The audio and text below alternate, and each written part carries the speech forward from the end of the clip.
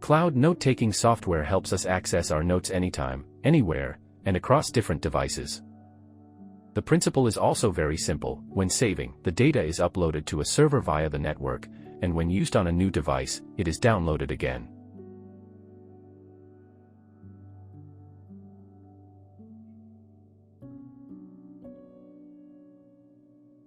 Now we have 1 million characters, with each character taking up 1 byte. If we upload the entire data each time we update the content, it will take about 1 megabyte of traffic to upload the data to the server, which will greatly consume network bandwidth. So, is there a method that can synchronize 2 files to keep them consistent while only transmitting the differing parts of the files? The answer is the Rsync incremental synchronization algorithm. Andrew Tridgell and Paul McArris wrote the original Rsync incremental synchronization algorithm, which was released on June 19, 1996. This algorithm minimizes network usage. So, what is the implementation principle of this algorithm? Before understanding the principle, you need to first understand hash tables and hash functions. MD5 and Adler32, as commonly used hash functions, compress a set of data into 128-bit and 32-bit hash values, respectively. Their purpose is to generate unique and irreversible hash values to verify data integrity. Rsync initially used these 2 hash functions for strong and weak checks. So, what are strong checks and weak checks? Adler32 has only a 32-bit binary output, which means the number of possible hash values is limited. This increases the likelihood of different data producing the same hash value, resulting in hash collisions.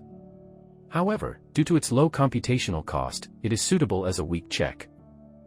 The MD5 algorithm has 128 bits, which allows for a large number of hash values. Therefore, when used as a strong verification method in combination with the initial verification by Adler32, hash collisions are almost non-existent. Let's first assume that the server already has the notes you wrote the first time. When the client needs to upload, it first notifies the server to read the data from external storage into memory. After that, using a predetermined step size agreed upon by both parties, the data is sequentially compressed into a 128-bit MD5 hash value and a 32-bit Adler32 hash value. These values, along with the index, are placed into an array and sent to the client.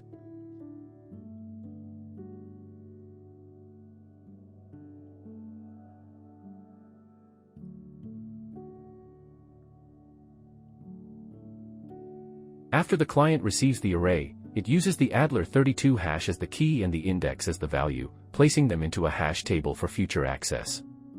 Then, the client reads the file data and begins a rolling checksum using the agreed-upon step size. First, the data is converted into an Adler32 hash for a weak verification. If the Adler32 check succeeds, the data is then converted into an MD5 hash for a strong verification. When both the weak and strong checks pass, it proves that the content has not been modified, allowing the block to be skipped and proceeding to match the next block.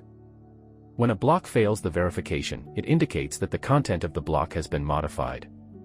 At this point, the first byte of the block is stored, and the block shifts 1 position forward to continue the verification.